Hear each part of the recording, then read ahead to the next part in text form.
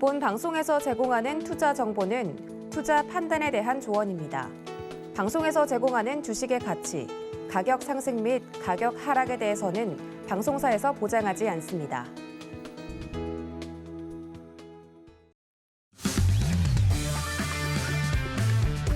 안녕하세요. 해외 시장 소식을 가장 빠르게 만나보는 시간, 해외 선물 신세계 리턴즈의 손자입니다.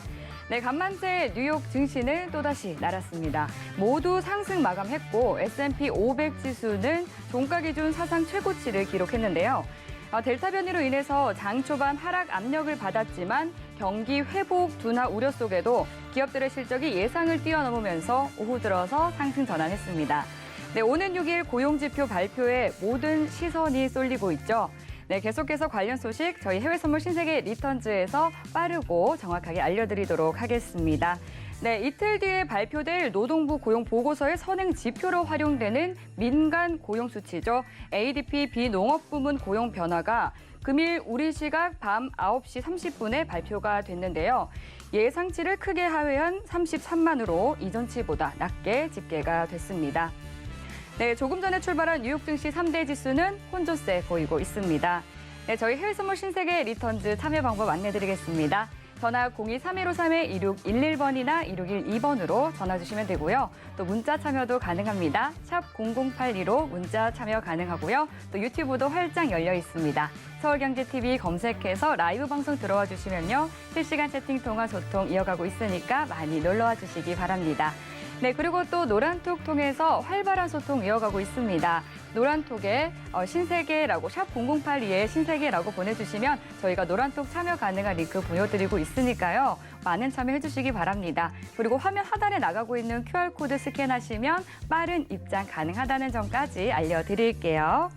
네, 그럼 해외 선물 신세계 리턴즈 본격적으로 시작해 보도록 하겠습니다. 먼저 오늘 함께할 마스터는 누구인지 화면으로 확인하시죠.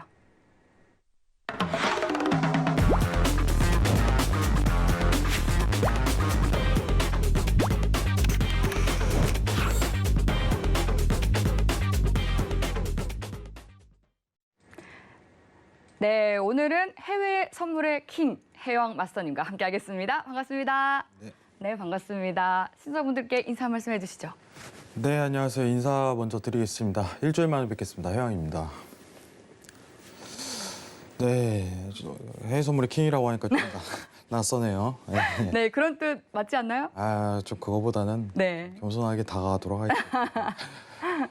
자, 일단은 지금 현지 시각으로 지금 22시 51분 생방을 좀 진행하고 있는데 국채 금리가 급락을 하고 있어요. 네, 미국 10년물 기준입니다. 10년물 기준 국채 금리가 급락하고 있는데 증시에는 좋은 영향이에요, 사실. 왜? 라는 이유가 나오겠죠. 왜? 우리가 지금 그 10년물 국채에 대해서 자세히 알아야 되는 게 앞으로 미국 국채에 의해서 시장 조정이 들어갈 가능성이 굉장히 높습니다.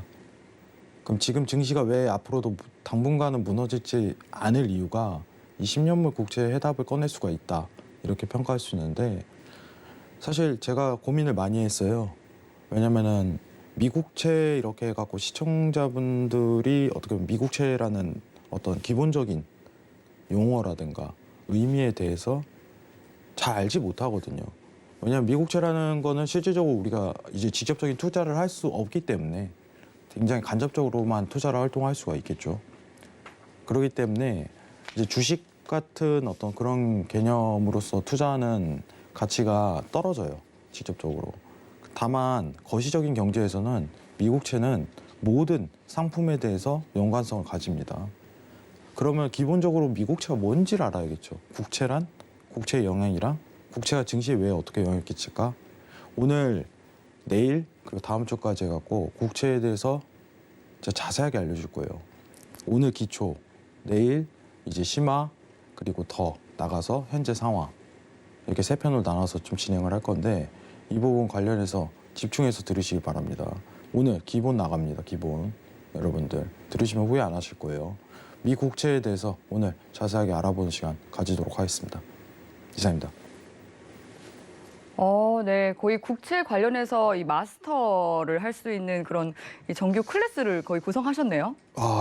저는 마스터를 시켜야겠죠. 예. 네. 근데 사실 굉장히 중요하다고 생각을 해요. 예. 왜냐하면 지금 시장이 이제 우리가 이제 유동에 대한 시장, 이제 어떻게 보면 양적 완화에 대한 시장이 좀 1년 반 동안 좀 이어지고 있는 국면인데 그렇죠. 그 양적 완화에 대한 기본적인 부분이 국채예요. 어떻게 해서 국채로 어떻게 보면 양적 완화를 시키냐. 네. 중앙은행이라는 입장은 뭐냐면은 간단하게 얘기하면은 중앙은행에 대한 형태, 우리나라로 따지면 한국은행이겠죠. 한국은행은 이제 대중들 그리고 법인들, 기업들에게 직접적으로 돈을 어떻게 보면 부여할 수가 없어요.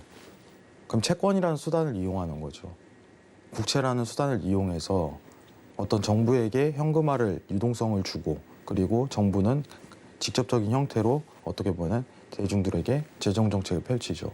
그럼 중앙은행에 대한 역할은요, 굉장히 국채랑 밀접도가 굉장히 높아요. 근데 우리가 해외 선물 이러면은 어떤 기업, 법인 하나를 평가하는 게 아니잖아요. 그렇죠. 그죠. 전체 시장을 보는 거니까. 거시라고 좀 표현을 하죠. 예. 그때들 미시적이보다 거시적인 평가를 하는데 이 거시적인 평가에 있어서는 국채는 굉장히 중요한 거예요. 우리가 뭐 사실 우리나라 같은 경우는 이제 삼전 뭐 이렇게 평가해 갖고 뭐 코스피를 동반해서 움직인다 이렇게 평가를 하지만 미국 같은 경우는 이제 종목군이 너무 다양하고 이러기 때문에 애플이라는 게 굉장히 구글, 애플 이런 게 상징성을 가지지만은 사실 거시적인 관점에서는 완전 다르게 움직여요. 뭘 더 집중해서 봐야 되는지 시장이 전체 지금 내가 이제 코스피라든가 나스닥 전체를 보면요, 지금 내가 투자에 대한 적절한 시기인지 아닌지도 판단할 수 있어요. 시장을 전체를 볼 줄 알아야 돼요. 먼저 이 말 있잖아요. 숲을 먼저 보자.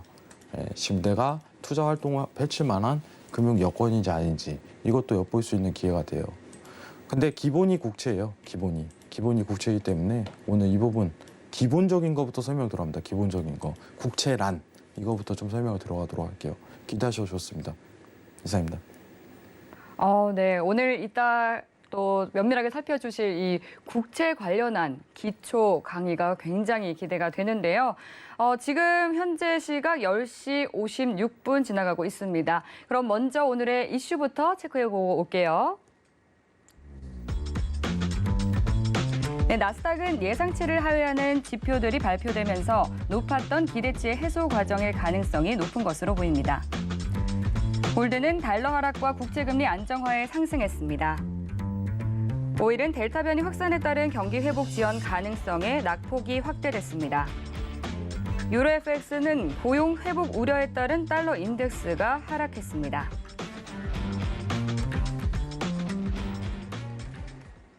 네, 나스닥부터 유로 FX까지 주요 이슈 체크해 봤습니다. 네, 이번에는 나스닥과 관련한 외신 확인해 보도록 하겠습니다. 네, 제가 오늘 가져온 외신 기사 제목은요. The city is extending the federal eviction moratorium is expected to help about 90% of renters라는 제목입니다. 이 뜻은 미국의 질병통제예방센터가 코로나19 확산 이후에 집세를 밀린 세입자에 대한 강제 퇴거 유예 조치를 10월 3일까지 60일간 연장하기로 했다라는 기사인데요. 다만 지난달 종료된 기존 퇴거 유예 조치는 전국적으로 적용이 됐던 반면 새롭게 내려진 이 퇴거 유예 조치는 코로나19 감염률이 높은 지역에만 적용이 된다는 것이 큰 차이점인데요. 하지만 바이든 대통령은 이날 백악관 연설에서 새로운 퇴거 유예 조치가 미국 인구의 90%가량을 대상으로 하길 바란다고 말해서 사실상 이 전국적으로 퇴거 유예 조치를 CDC에 요구를 한 것입니다. 네, 그리고 이 연구에 따르면 강제 퇴거는 바이러스 감염과 사망을 급격히 끌어올린다고 하는데요. 이 현재 1,100만 명 이상의 미국인이 임대료를 내지 못하고 있는 상황이고 또 코로나 바이러스는 계속 확산되고 있는 상황이라면서 이 CDC의 퇴거 금지령이 7월 31일 만료가 됐었죠. 이 이후 변호사들은 퇴거 신청이 이미 증가했다라고 말하는 기사였습니다. 네, 이 소송을 무릅쓰고 세입자 보호에 나선 이 조 바이든 대통령의 좀 과감한 행동과 지도력이 좀 인상적이었던 기사였는데요. 네, 그럼 잠시 후에 마스터님과 함께 보다 자세한 이야기 나눠보도록 하고 나스닥 시세 확인해보고 오도록 하겠습니다. 네, 지금 현재 나스닥은 0.04% 오른 15,052포인트 지나고 있습니다. 네, 그럼 지금 현재 구간에서 나스닥 어떤 전략 가져가면 좋을지 편말 통해서 확인해 보도록 하겠습니다. 준비해 주시고요. 들어볼게요. 하나, 둘, 셋. 매도를 들어주셨어요. 네, 좀 의아하실 거예요. 네. 좀 상승으로 가고 있지 않나요? 라고서 좀 얘기할 수 있을 것 같아요. 차트 보면서 좀 간단하게 설명을 드리도록 네. 하겠습니다. 지금 채널링에 대한 구성 단가를 좀 측정을 해야 되는데 지금 채널링에 대한 기본적으로 나오는 위치값이 크게 없어요. 지금 상황에서. 지금 상황에서 만약에 상당한 랠리로 간다면은 이제 고점 돌파 들어가겠지만은 그 타점을 노리는 거는 사실 굉장히 좀 위험하다. 최근 장세에서. 자, 일단 60분봉 한번 보도록 할게요. 최근 장세. 여러분들 최근 일주일 동안 장세예요. 일주일 동안. 위아래 흔들죠. 여러분들. 내렸다, 올렸다, 내렸다, 올렸다, 내렸다, 올렸다. 그러네요. 예. 그러면 지금 박스권에 대해서 고점 포인트가 한 번 더 나올 가능성이 제기가 되는 거죠. 왜냐? 지금 당장 이슈는 없으니까. 그러면은 지금 확실하게 이제 매도 추세가 붙을 거야 하는 시점부터 알아보는 게 제일 중요할 것 같아요. 지금 시장에서는. 지금 상단 레벨링에 또 도달을 했기 때문에 여기는 리스크적인 부분에서 추가 상승을 보는 거는, 포인트를 보는 거는 다소 좀 무리수가 있다. 지금 웨이팅을 좀 하셔도 괜찮습니다. 아직 장중이기 때문에. 미장 언제 시작하죠? 22시 30분에 시작합니다. 30분밖에 안 지났어요. 본격적인 장 추세는 지금부터 이제 드러날 거예요. 자, 그러면은 틱 차트로 오늘 당일 차트를 한 번 더 자세하게 본다면은 지금 포인트가 나오는 게 이 이탈점인데 지금 매도에 대한 위치값이요. 어떻게 추세를 바라봐야 되냐면은 원래 매도라는 추세가 이제 나오면은 파동에 대한 어떤 추세가 나오잖아요. 이렇게 매도 추세가 나와요. 매도 추세가. 근데 지금 이게 아직 안 잡혔다 이거예요. 아직 안 잡혔다. 추세가 드러나고 나서 어떤 조정 포인트에서 한 번 더 매도 봐도 상관없습니다. 저희 전일 어제 보면은 매도 위치 값을 본 구간이요. 매도 위치 값을 본 구간이 자, 이런 이탈점에서만 봐도 상관이 없어요. 이탈점. 일목균형표의 이탈점. 그때 추세가 본격적으로 드러나요. 여러분들. 자, 지금 완전히 하단에 대한 지지 이탈이 드러나야 되기 때문에 15,000 이제 20포인트 있죠. 15,000 20포인트. 이탈이 드러나고 매도 봐도 상관없습니다. 그럼 이제 고점이 나왔다고 판단하는 거예요. 그때부터 추세가 강하게 내려올 수 있어요. 그때부터. 천천히 기다리셔야 돼요, 오늘 장. 무리할 필요가 없습니다. 여러분들. 이 근거는 지금 시황이 없다는 전제가 깔려 있고 최근 어떤 박스 고점에 대한 이제 하단폭을 한 번 더 내릴 수 있는 준비값이 돼 있다는 겁니다. 이해하셔야 돼요. 여러분들. 시장이요. 지금 비농업 고용지수 기다리는 장이에요. 비농업 고용지수. 오늘 이제 ADP 논팜이 있었죠. 논팜. ADP 논팜이 있었는데 ADP 논팜은 그렇게 중요하지 않습니다. 지표 중에. 왜냐면은 그 실질적인 발표는 금요일에 있을 고용 발표인데 이번 고용 발표가 굉장히 중요한 이유는 이제 실업급여를 배제한 고용 수치가 이제부터 나올 것이다라는 시장의 짐작 때문이죠. 실업급여를 돈을 정부에서 계속 주면요 일을 안 해요 사람들이. 근데 이제 다 끊기잖아. 그럼 이제 경기 회복이 실제로 이루어났는지 판단할 수 있는 기준치가 이번 달부터 드러날 가능성이 높다라고서 시장이 평가하고 있어요. 그러면은 고용지표 전까지는 어떤 장에 대한 추이를 발견하긴 힘들 것이다. 그럼 오늘, 내일 관련해 갖고 장이 더 박스로 이어질 가능성이 전제가 깔리는 거죠. 뭐 당분간은 이럴 거예요. 당분간은. 자, 그럼 15,000 20포인트 이탈 나오면 그때부터 매도 접근. 15,000 20포인트 이탈 나오면 하방입니다. 하방으로. 하방적 접근 데일리로 허용하자. 이 부분이에요. 그 부분 좀 집중해야 돼요. 자, 여러분들한테 근데 이제 조금 얘기를 드려야 될 것 같은 게, 자, 제가요, 여러분 증시가요, 일봉으로 좀 기준을 좀 보도록 할게요. 일봉으로. 자, 일봉 지금 보이시죠? 코로나 이후에 와, 어마어마합니다, 여러분들. 그죠? 지금 끝에죠. 여기 보이시죠? 최고점 인근이죠. 그러면 질문이 들어올 수 있어요. 회장님, 여기 더 올라가나요? 네, 더 올라갈까요? 네, 더 올라갈 가능성이 일단 굉장히 높습니다. 더 올라갈 가능성이 높아요, 증시가. 왜 그러냐? 왜? 국채 금리가 급등할 요소가 사라졌기 때문이다라고 평가할 수 있을 것 같아요. 국채 금리가. 자, 그러면은 국채 금리가 왜 증시에 영향을 미치나요? 라고서 물어보는 게 이제 질문이겠죠. 미국채 금리가. 자, 이 지금 시장을 보게 되면은 전체적으로 우상향하는데 이게 돈을 뿌려서예요. 이게 막 기업에 대한 무슨 성과가 막 어마어마하고 지금 난리가 난 게 아닙니다. 그냥 돈이 이쪽으로 쏟아지기 때문이라고 얘기를 해요. 돈이 이 증시라는 위험 자산군에 쏠리는 현상이 계속적으로 될수록 증시는 버블이 끼는 거예요. 상황이. 그러면은 증시가 돈이 빠져나올 때, 그러니까 기업에 대한 실적 평가라든가 이것보다는 이게 언제 돈이 빠져나오냐가 시장이 조정을 주는 거죠. 근데 그게 국채랑 관련이 있다 이거예요. 국채랑. 자, 그러면은 미 국채에 대해서 이해를 해야겠죠. 미 국채를 이해를 해야지 지금 시장을 이해할 수가 있습니다.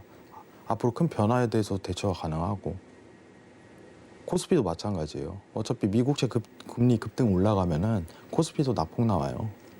근데 지금 당분간은 국채 금리에 대한 급등 요소가 없어졌다 이 말을 할 수 있을 것 같은데, 자, 오늘 그러면은 이제 설명을 한번 들어가도록 할게요. 국채에 대한 이해, 이 부분을 같이 한번 여러분들하고 보도록 할 거예요. 국채에 대한 이해. 자, 내용을 천천히 하나씩 보도록 하겠습니다. 자, 시작을 해보도록 할게요. 자, 평소에 이 말을 봤을 거예요, 여러분들. 이제 어떤 언론이라든가 이런 거 보면은 국채 금리 증시와 무슨 관계? 그죠? 이게 굉장히 기본적인 것부터 접근을 할 겁니다, 오늘. 네. 자, 미국 국채 금리 변동에 코스피도 급등락. 이게 주요 요인이거든요. 지금 시장을 지배하는 구조예요. 미국 국채가 어떻게 보면은 주식시장보다 규모가 더 커요. 전체 규모에 대비해 갖고는. 근데 우리는 모를 뿐이지.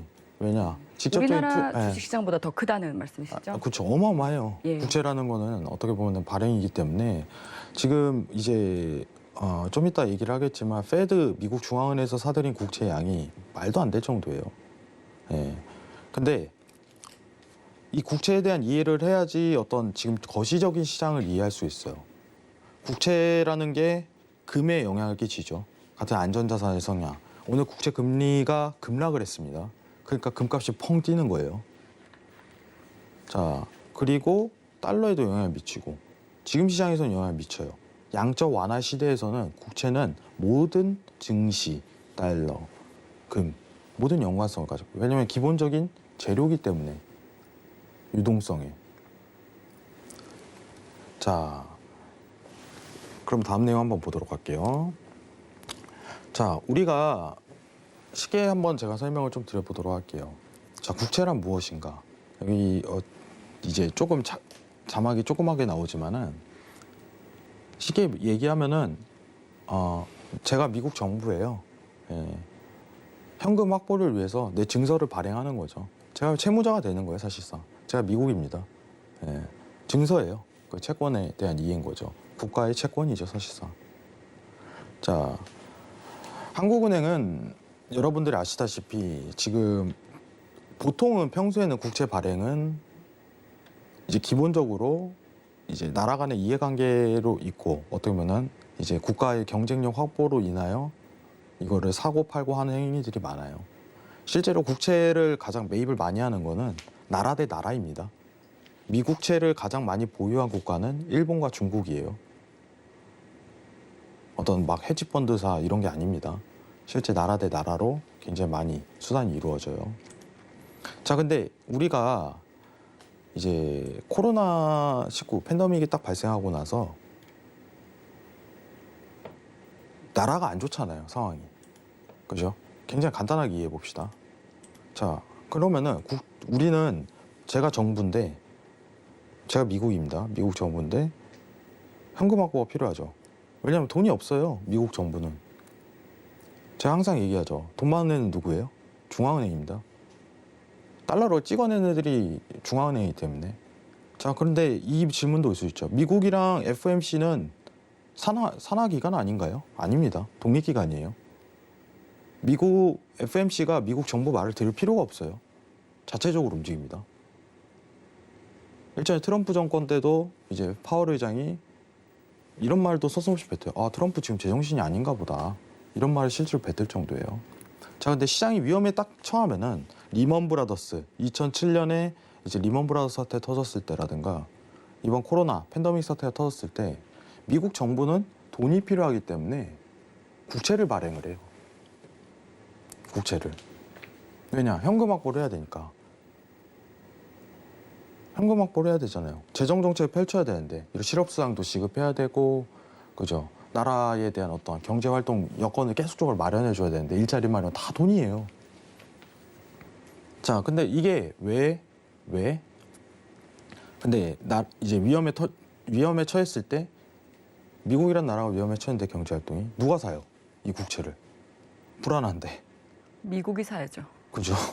미국이 산다는 표현보다 중앙은행이 사줘야 돼요. 예. 그러니까 이렇게 표현할 수도 있어요. 아, 서로 짜고 친다. 예, 미국 중앙은행이 사들이고 미국이 발행하고. 쉽게 얘기하면은 여기서 말하는 표현이 맞습니다. 우리나라로 좀 표현하면은 이제 좀 말이 잘못됐는데 한국이라는 나라에서 이제 한국은행에 이렇게 표현하는 게 맞을 것 같아요. 채권을 사들이는 거예요, 사실상. 채권. 그러면은 이제 한국은행은요, 이제 한국이란 나라에 이제 현금을 유동을 직접적으로 주는 거죠. 이제 원화를 찍어내든 미국이랑 바꿔서 얘기하면 페드라는 집단이 이제 미국 정부에게 달러를 찍어주는 거죠. 그러면은 미국 정부는 이제 달러가 생기잖아요. 그거 갖고 재정 정책 펼치는 거예요. 그러면은 다른 말로 표현하면은 이 국채라는 거는 부양의 기본이 되는 거죠. 부양의 기본. 돈을 시중은행한테 뿌리고 이제 금융기관에 뿌리고 이제 어떻게 보면은 국민들에게 뿌리기 위해서. 왜냐면은 이거를 안 뿌려버리면 경제가 마비가 돼요. 현금 유동이 막혀버리니까. 현금 유동이 막혀버리면 어떻게 될까요? 하이퍼 인플레이션이 떠버려요. 화폐 가치가 훼손이 돼버리죠. 뭐 이래도 이제 돈을 뿌려도 화폐 가치가 훼손되고 이래도 화폐 가치가 훼손되고. 근데 다만 이제 정부에선 제일 중요한 거는 이 현금 유동을 원활하게 계속적으로 진행해야 돼요. 그렇기 때문에 돈을 배포를 하는 거예요. 자, 그러면은 채권이라는 건, 국채라는 건 유동화 이제 경제 마비가 왔을 때 가장 기본적인 요건이다. 이렇게 설명할 수 있을 것 같아요, 여러분들. 자, 다음 내용 한번 볼게요. 자, 이게 지금 이제 어떻게 보면은 쉽게 보시면은 미국 중앙은행 FOMC의 국채 매입 규모라고 좀 판단하시면 될 것 같습니다, 여러분들. 자, 어마어마합니다. 자, 우리 2008년부터 한번 볼게요. 2008년 리먼 브라더스 발생하기 전에는 미국 중앙은행이 이제 국채에 대해서 매입을 크게 안 했었어요. 자, 이게 지금 총 파란색이 총 토탈이고요. 총합. 자, 이게 빨간 선이 국채입니다. 국채. 그리고 초록선이 MBS 채권이에요. MBS는 뭐예요? 그냥 부동산 채권, 근저당권이라고 생각하시면 편해요, 여러분들. 모기진 저당 증권이라고 좀 표현을 하는데 그냥 근저당권 이제 때로 뭉쳐놓은 거라고 생각하시면 편합니다. 우리 부동산들 다 하시죠, 여러분들. 자, 근데 리먼 브라더스라는 거는 본질적으로 이제 어떤 표현을 좀 달리하면 근저당권에 대한 문제가 발생하였다, 이렇게 표현하는데, 그때 이제 연준 미국 중앙은행에서 이 국채와 더불어서 유동화를 위해 이 MBS 채권을 같이 사들이기 시작합니다. 부동산 시장도 굉장히 중요하기 때문에. 그죠? 자, 근데 우리가 이제 4조 달러예요. 4조 달러까지 계속 치솟다가 이제 2018년도에 줄이기 시작했었어요. 근데 팬데믹이 확 발생하니까 여러분 어떻게 돼요? 다시 현금 유동을 시켜야 될 거 아니야.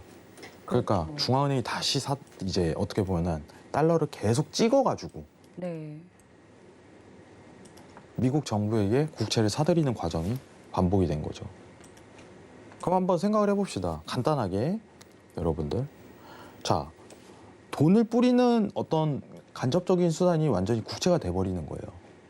지금 차트를 보시면 이해하셔야 됩니다. 지금 이거는 이제 미국 FOMC에 대한 자산 규모입니다. 그걸 자산이라고 평가해요. 매입한 양을. 왜냐면 가지고 있는 재산이 되니까.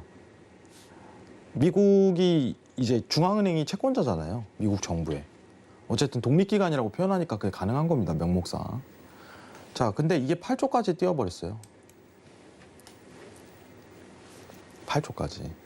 자, 그럼 미국 정부에는 국채를 발행할 때 다 빚이잖아요. 지금 미국이 빚이 많다고 표현을 하는데 네. 이 국채 발행이 굉장히 많기 때문이에요, 사실상. 근데 이게 규모가요. 여기서 보시면 아시지만은 2007년에 리먼 브라더스 때 발행한 어떤 국채 그리고 MBS 채권이 총 5년의 토탈이 걸렸다면은 자, 이번 2배를 올리는데 그 기간은 1년 반밖에 안 걸렸어요. 와. 진짜 화끈하게 푼 거예요. 말도 안 될 정도로. 네, 이래도 괜찮나요? 이래도 괜찮나라는 게 시장 반응이죠. 예. 사실. 이래도 괜찮나? 언젠가는 무너지지 않을까? 그죠? 네. 그래서 국채를 이해를 해야 됩니다. 국채를. 왜냐면은 이 국채를 계속적으로 매입하는 건 한계가 있을 거 아니에요. 심지어 이제 테이퍼링을 진행한다고 하더라도 테이퍼링이라는 과정이 국채 매입을 천천히 줄여나가는 과정이기 때문에 그 기간 동안에도 국채를 매입해요. 예. 실제로. 100억 달러씩 줄여도요. 한 달에 한 번씩 줄여나가도 계속 매입합니다. 위기가 발생했을 땐 현금 유동을 필요해서 간접적인 수단으로 국채를 이용해야 돼요. 자, 다음 내용 한번 볼게요. 자, 이런 내용이 있잖아요. 그러면은 국채 금리가 오르면 주식이 왜 하락할까? 그죠? 근데 이게요, 이 표현이요, 양적 완화 시대에만 들어가는 표현입니다. 평소에는 안 일어나요. 시장 경제가 2017년, 16년도 막 이때 이제 금융에 대한 문제가 없었을 시, 양적 완화에 대한 시장이 끝났을 시에는 이 표현이 안 맞아요. 그래서 시장 경제를 이해를 해야 돼요. 지금 이 표현은요, 돈을 풀고 있을 때 적용되는 사례예요. 팬데믹 이후에. 그죠? 팬데믹 이후입니다. 자, 내용은 굉장히 간단합니다, 여러분들. 투자에 대한 매력도입니다. 여러분들 이해를 하셔야 돼요. 국채 금리가 오르면 왜 주식이 떨어질까? 이런 표현을 할 수 있죠. 지금도 그런 상황입니다. 오늘 국채 금리가 1.2% 밑으로 내려왔어요. 시장이 버티는 거예요. 상단에서 계속. 안 떨어진다 이겁니다. 국채 금리가 다시 1.7%로 내일 급등 나오잖아요. 증시 무너질 수밖에 없어요.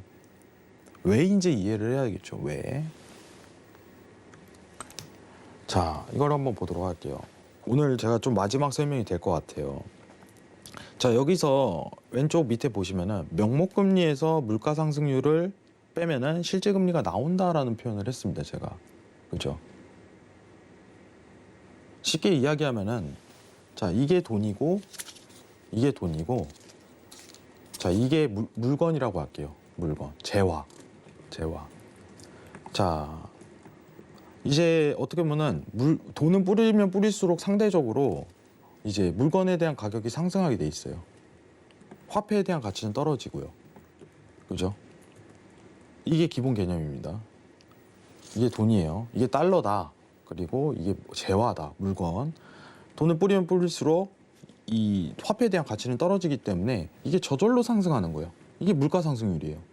저절로 상승합니다, 그냥. 재화라는 건 한계가 있잖아요. 달러는 여러분 계속 찍어낸다면 그게 인정이 되겠죠.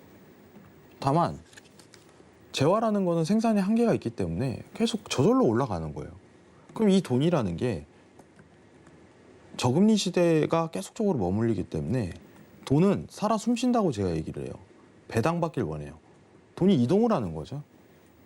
숨을 쉰다고 표현을 해요. 그래서 거대한 자본시장에서는 이자가 조금이라도 높은 구역으로 이동하게 돼 있어요. 그거를 이제 실질금리라고 좀 표현을 해요. 자, 보시면은 물가 상승률은 올라가고 10년물 국채 금리가 이제 올라간 상태에서 그죠? 물가 상승률이 더 높게 된다면은 자, 실질금리가 마이너스에 해당이 되죠. 지금 마이너스예요, 실질금리가. 그거를 이제 실질금리라고 표현을 하는 거예요. 우리가 이제 어떻게 보면은 지금 기준금리는 미국은 제로금리죠. 다만 실질적으로 느끼는 체감상 금리는요, 마이너스에 해당이 돼요.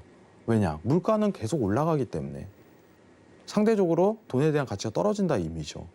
자, 이 마이너스 구간에 있을 때 돈이 증시로 가요. 이렇게 이해를 하셔야 됩니다. 이 마이너스 구간에 있을 때 실제 금리가 돈이 증시로 옮기게 됩니다. 그거를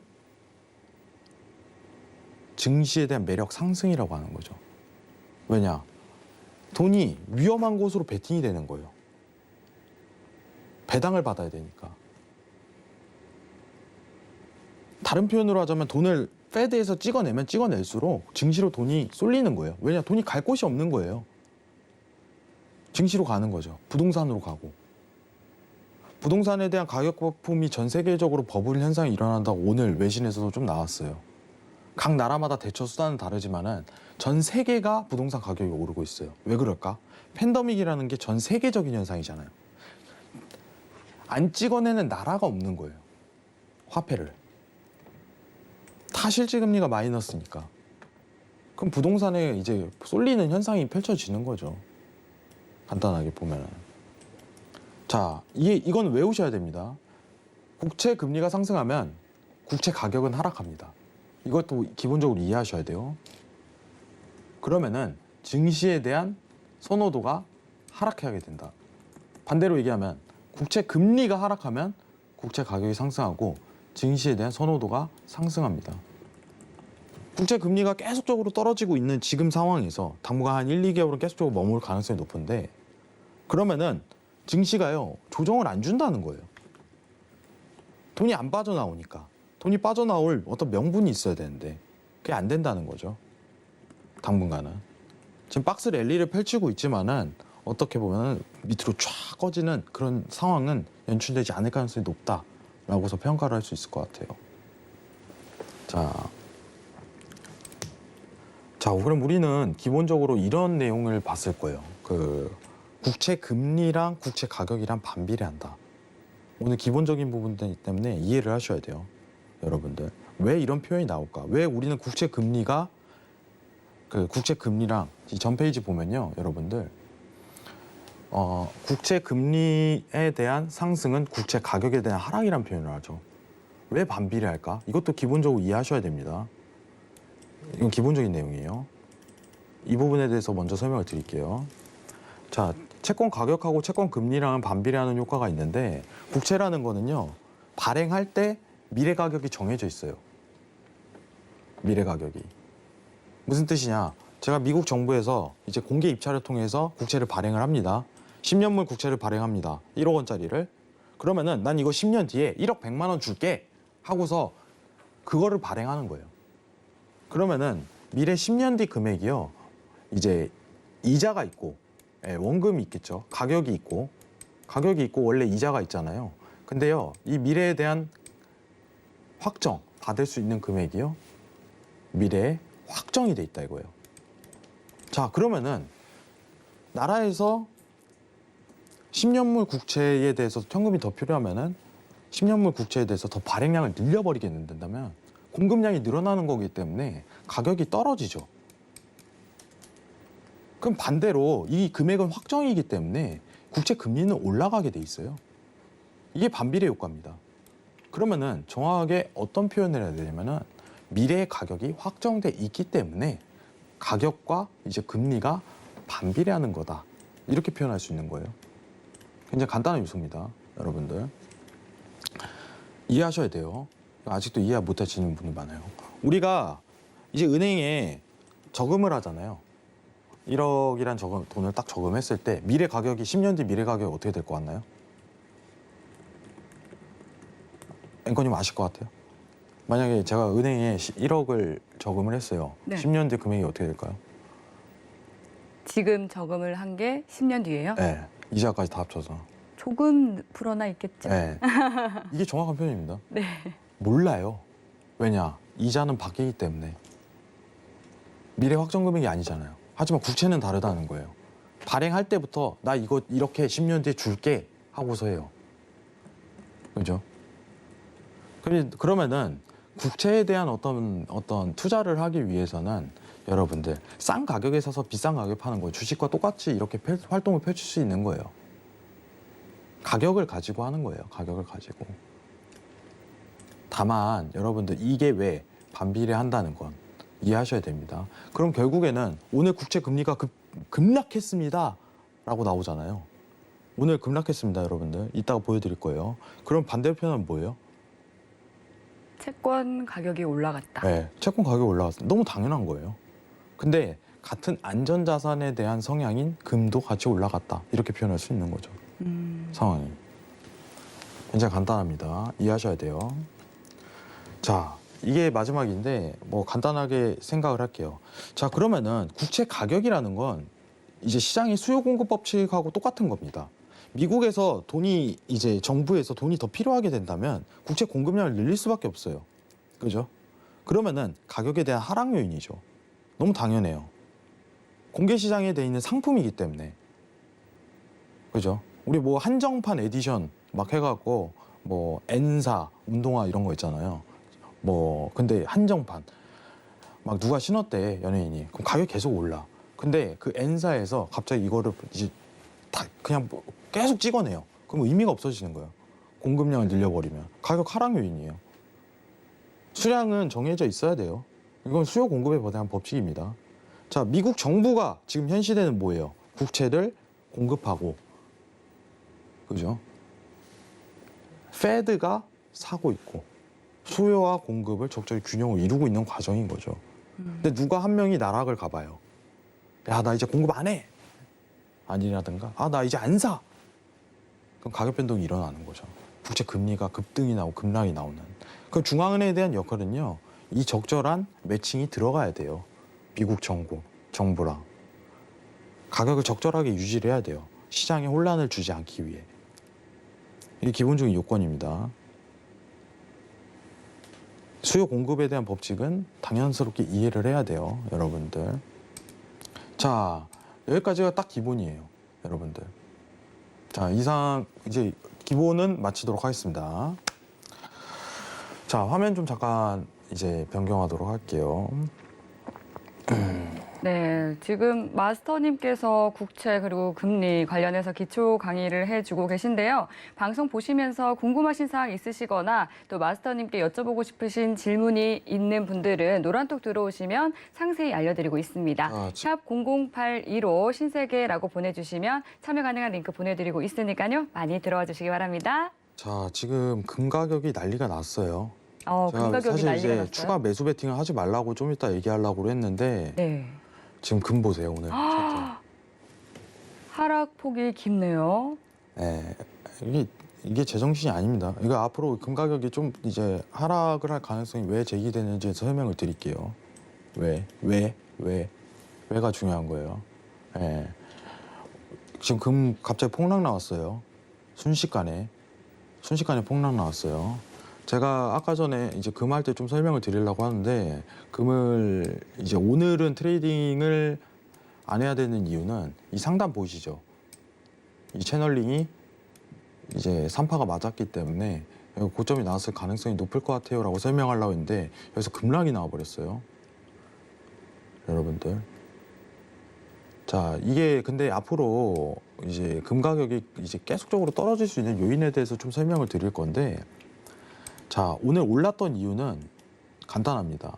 10년물 미 국채 금리가 1.2% 밑으로 갑자기 하회가 나왔어요.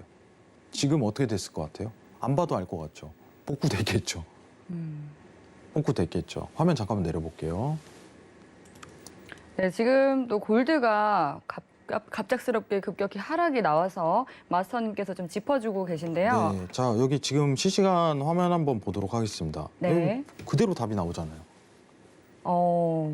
그죠? 그대로 답이 나오죠.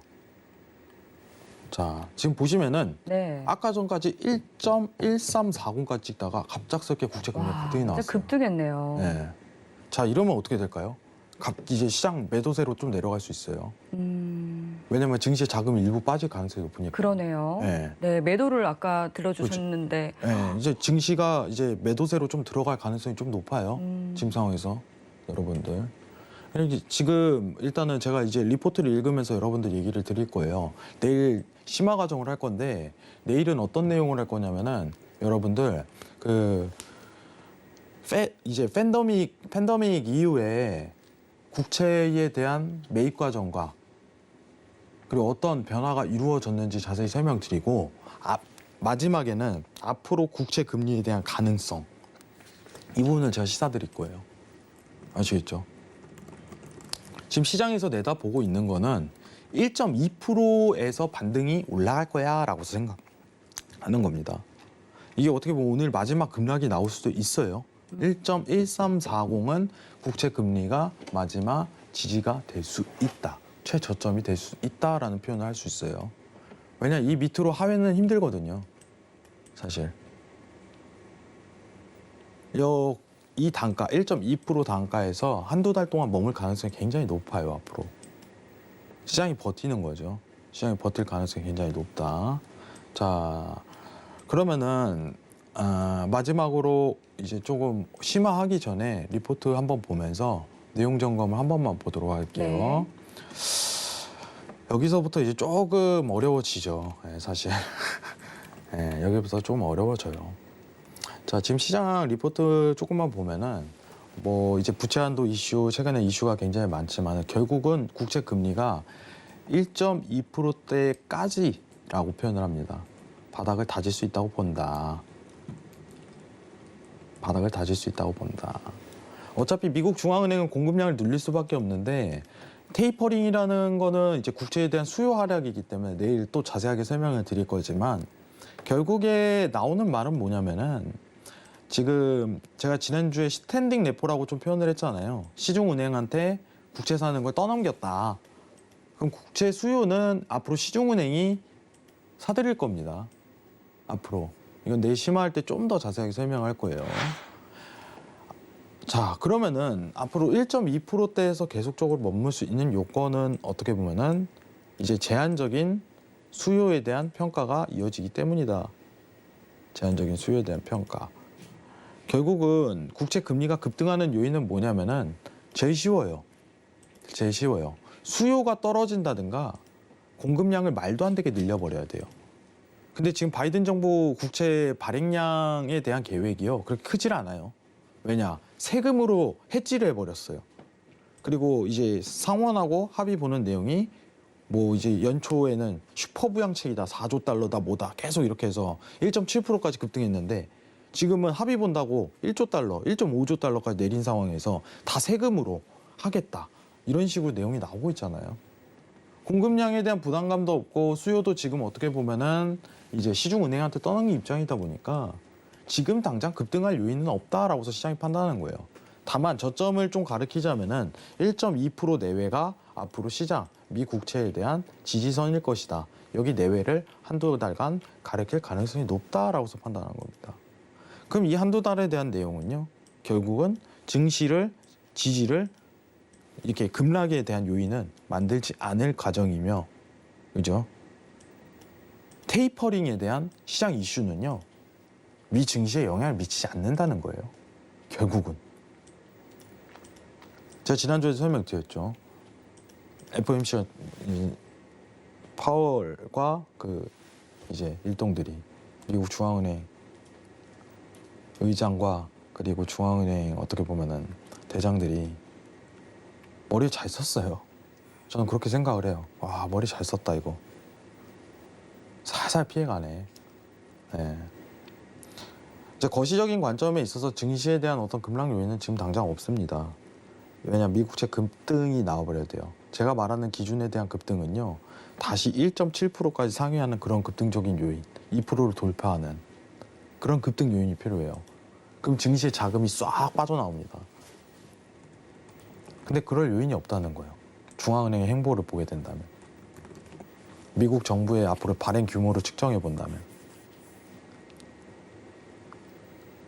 좀 기대하긴 했어요. 이제 해외 선물의 매력이란 뭐예요? 매도도 베팅할 수 있다. 그렇죠. 이거잖아요. 양방향이 가능하니까. 근데 기대했죠. 이제는 이제 조금 조정을 한 내가 봤을 때 10% 정도는 줄 수 있겠다. 테이퍼링 이슈, 박스권에 대한 랠리를 좀 만들 수 있는. 갑자기 스탠딩 래퍼 딱 깔아버리더니 야 이거 안 떨어지겠는데 이렇게 판단하는 거예요. 예, 이거 안 떨어지겠는데. 왜냐 국제 금리밖에 없거든요. 떨어질 수 있는 요인이. 지금 이제 미국이 사실 기준금리 인상이 빠르면은 22년도 내년 하반기라고 좀 일정이 잡혀 있는데 빠르면이에요. 근데 지금 상황에서 여러분들이 좀 봐야 될 게 뭐냐면은 어쨌든 제로금리예요. 돈에 대한 매력이요. 증시에 쏠릴 수밖에 없다 이겁니다. 투자 선호에 대한 요인이요. 지금 투자할 곳이 마땅하지 않다는 게 증시에 대한 상승 이유라고 좀 설명할 수 있어요. 어떻게 보면은 이제 이런 질문이 올 수 있죠. 혜영님 진짜 말이 이상하네요. 왜 투자할 곳이 없다는 게 증시 상승 요인인가요? 라고서 표현을 하니까. 네. 여러분 투자할 곳은 다양합니다. 큰 자본이라는 거는 이제 어떤 레버리지가 낮고 어떻게 보면 저위험 이제 저수익 이걸 원해요. 안전하지만 수익을 낼 수 있는 그게 국채 시장이에요. 근데 저금리로 유지돼 있다는 건 돈이 살아 숨쉬기 때문에 위험 자산으로 베팅이 들어가는 것밖에 안 돼요. 계속적으로. 이 기조가 올 하반기까지는 좀 이어질 가능성이 저는 굉장히 높다고 생각해요. 지금 상황에서는. 그런데 크리스토퍼 그 월러 미 연준 이사가 네. 빠르면 그 테이퍼링 시기를 좀 앞당길 수 있다. 뭐 이렇게 발언을 하기도 했잖아요. 그 최근에 누구였죠? 제가 기억이 안 나는데 그 이사님인데. 크리스토퍼 월러 이사. 이사님이래. 지금 말이 이상하네요. 그 미국 페드에서는 예. 비둘기파가 있고 매파가 있어요. 예. 이제 파가 정확하게 나눕니다. 뭐냐면은 매파는 뭐예요? 굉장히 공격적이에요. 야 빨리 하자 우리. 우리 빨리빨리 그냥 줄이고 이제 금리를 빨리 인상을 해버리자. 야 서두르지 마. 아직은 아니야. 한 이론일 뿐인 거죠. 예. 그 사람에 대한 발언은. 근데 이제 테이퍼링이라든가 이런 종합적인 미국 중앙은행에 대한 통화 정책은요. 투표로 결정이 되는 거잖아요. 이 한 사람에 대한 의견이 아니라. 그렇기 때문에 시장에 영향력이 거의 없죠. 그런 거는. 실제적으로 이제 이사 있고 의장 있고 이제 투표권이 있는 위원이 있어요. 위원. 예. 위원이 있는데 이 발언한 사람이 올해 투표권이 있는지 없는지 여부를 좀 측정하는 게 좋아요. 왜냐면은 13개, 제가 알기로 지금 13명으로 알고 있는데 13명의 네, 위원 중에 이제 투표권을 행사할 수 있다면은 어떻게 보면 지분이 있는 거잖아요. 통화 정책을 결정할 수 있는. 근데 이제 지분이 없으면은 투표권이 없으면은 그 말에 대한 영향력도 현저히 떨어져요. 시장에 영향력이 거의 없는 거죠. 근데 지금 이사는 투표권이 있겠죠, 당연히. 다만 그 한 명으로 차지하기 힘들다. 이 정도만 평가하면 될 것 같고 오늘 시간이 굉장히 빠르게 흘러갔네요. 제가 그러게요. 그러니까 이게 원래 강연회에서 하면은 제가 강연회 한 4시간 하거든요. 4-5시간을 해요. 근데 굉장히 어려운 얘기인데 쉽게 잘 풀어서 해주시니까 근데 이해도 쏙쏙 잘 되는 것 같아요. 증시랑 이제 금이랑 이제 달러랑 영향을 다 끼칩니다. 제가 내일은 심화 과정이 들어갈 거예요. 오늘은 국채 기본에 대해서 이해를 했는데 지금 국채 금리가 또 다시 이제 재반등 급등 나왔기 때문에 증시가 오늘 눌림 표현이 좀 더 들어갈 가능성이 높겠네요. 이 부분만 이해하시고 내일 미 국채에 대한 심화 과정 들어가도록 하겠습니다. 내일 시청해 주세요, 여러분들. 오늘은 여러분들 어려울 수 있겠지만 오늘이 기본이에요. 내일 정말 어렵습니다. 네, 내일 정말 어렵고 알아야 돼요. 알아야지 여러분들 시장 대응 능력이 올라간다는 점 이 부분만 아셨으면 좋겠습니다. 오늘 여기까지 마치겠습니다. 이상입니다. 네, 오늘 해왕 마스터님께서 또 국채 그리고 금리 이 기초 강의 1편을 들려주셨습니다. 국채 금리와 국채 가격은 반비례한다. 그리고 증시와의 상관 관계까지 짚어주셨는데요. 내일 또 심화 과정도 기대가 됩니다. 네, 그리고 잠시 또 정보 속보 하나를 전해드리면 미 ISM 비제조 구매자 지수가 발표가 됐습니다. 이전에는 60.1이었는데 예상 60.5보다 하회한 64.1로 발표가 됐고요. 또 원유 재고량은 이전에 408만 배럴이 감소한 것으로 나타났는데 예측치보다 크게 상회한 362만 배럴로 발표가 됐음을 알려드립니다. 네, 그리고 오늘 금리나 또 골드처럼 급등, 급락이 나올 때 좀 혼란스러우실 텐데요. 이럴 때 노란톡 들어오시면 마스터님께서 든든하게 알려드리고 있습니다. 샵 0082로 신세계라고 보내주시면요. 참여 가능한 링크 보내드리고 있으니까 많은 참여해 주시기 바랍니다. 그리고 화면 하단에 나가고 있는 QR코드 스캔하시면 또 빠른 입장 가능하시다는 것도 알려드리겠습니다. 네, 참고로 본 방송에서 제공하는 정보는 투자 판단에 대한 조언일 뿐 해당 상품의 가치와 수익률을 보장하지 않는다는 점 알려드리겠습니다. 네, 신세계 리턴즈 준비한 내용 여기까지입니다. 내일 더욱더 알찬 소식으로 찾아뵙도록 하겠습니다. 늦은 시간에도 함께해 주신 여러분 고맙습니다.